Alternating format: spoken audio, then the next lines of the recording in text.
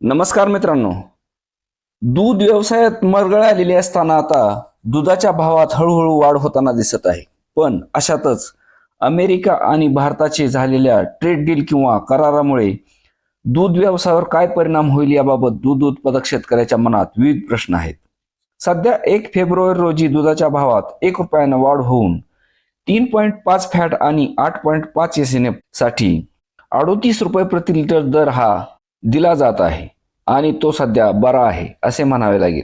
पण या वर्षीचा या व्यवसायात मोठा प्रश्न निर्माण झालेला दिसतोय तो म्हणजे चारा प्रश्न.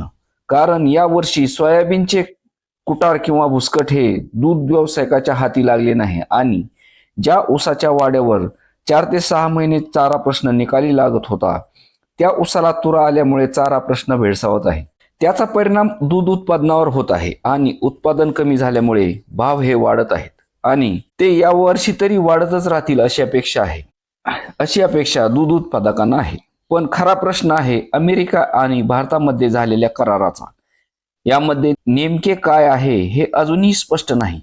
जरी सत्ताधारी यामध्ये दूध उत्पादन नाहीत असे सांगत असले तरी हा करार सार्वजनिक न केल्यामुळे पारदर्शकता येत नसल्याने दूध उत्पादकाच्या मनात शंका येणे अपेक्षित आहे. या करारात दूध आणि दुग्धजन्य पदार्थाचा उल्लेख नसला तरच या व्यवसायाचे भविष्य आहे, अन्यथा दूध उत्पादक हा बर्बाद व्हायला वेळ लागणार नाही. सध्या तरी या व्यवसायात दुधाच्या भावात आणखी वाढ होईल असे संकेत मिळत आहेत. पण जर या करारामध्ये दूध किंवा दुग्धजन्य पदार्थाची आयात केली जाणार असेल तर मात्र भारतातल्या दुधाच्या उत्पादनाच्या खर्चाच्या मानाने तेथील उत्पादन खर्च कमी, तसेच अमेरिकेकडून शेतकऱ्यांना दिल्या जाणाऱ्या भरमसाठ सबसिडी किंवा अनुदान यामुळे भारतातील दूध महाग आणि अमेरिकेतून येणारे दूध स्वस्त, त्यामुळे त्या स्पर्धेत आपण कितपत निभाव धरणार याबाबत मोठे प्रश्नचिन्ह निर्माण होणार आहे. या करारामध्ये दुग्धजन्य पदार्थासाठी 0% टेरिफ नसावे अशीच अपेक्षा करूयात.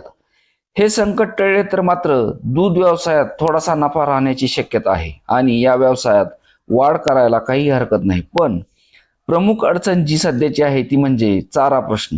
आता बरेच शेतकरी थोडासा ऊस शिल्लक ठेवतील आणि प्रश्न सोडवतील, पण जे चारा विकत घेऊन व्यवसाय करतात त्यांना थोडीशी अडचण येऊ शकते. सध्या भाव वाढत आहेत आणि असेच वाढत जावेत अशी अपेक्षा आहे, जेणेकरून शेतकरी थोडासा सुखात राहील. धन्यवाद.